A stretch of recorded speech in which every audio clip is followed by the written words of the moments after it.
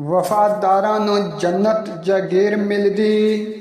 ਇਹ ਇੱਕ ਅਮਲ ਤੋਂ ਵੀ ਬਾਖੁਦਾ ਕਰ ਜਾ। ਮਤਾ ਤੇਰੀ ਵੀ ਬਿਗੜੀ ਸਵਰ ਜਾਵੇ। ਬਹੁਤੇ ਹੱਕ ਨੇ ਕੁਝ ਤੇ ਅਦਾ ਕਰ ਜਾ।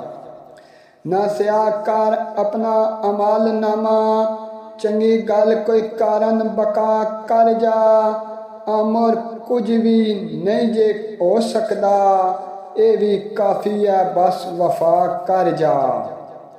ਬਣ ਕੇ ਬੰਦਾ ਤੇ ਨਵਾਜ਼ ਤਾਈਂ ਨਾਲ ਇੱਜ਼ਤ ਦੇ ਸਰਹਮ ਨਿਆਜ਼ ਰੱਖਿਆ। ਇਨਕਸਾਰੀ ਦੇ ਦਾਮਨ ਨੂੰ ਛੋੜਿਆ ਨਾ। ਖੁਦ ਨੂੰ ਖੁਦੇ ਤਕਬਰ ਤੇ ਬਾਜ਼ ਰੱਖਿਆ। ਜ਼ਾਤੇ ਰੱਬ ਨੂੰ ਖਬਰੇ ਮਨਜ਼ੂਰ ਕੀਏ। ਕਿਤੇ ਅਮਲ ਤੇ ਕਦੇ ਨਾ ਨਾਜ਼ ਰੱਖਿਆ। ਅਮਰ ਰਵੀ ਬਸ ਸ਼ੁਕਰ ਗੁਜ਼ਾਰ ਬਣ ਕੇ ਹਰ ਹਾਲ ਵਿੱਚ ਰਾਜ਼ ਨੂੰ ਰਾਜ਼ ਰੱਖਿਆ।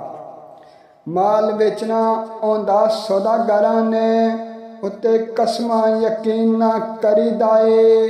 ਜ਼ਹਿਰੀ ਸੂਰਤ ਵਿੱਚ ਲੱਖਾਂ ਫਰੇਬ ਆਉਂਦੇ। ਚਮਕ ਦਮਕ ਤੇ ਫਕਤ ਨਾ ਮਰੀਦਾ ਏ।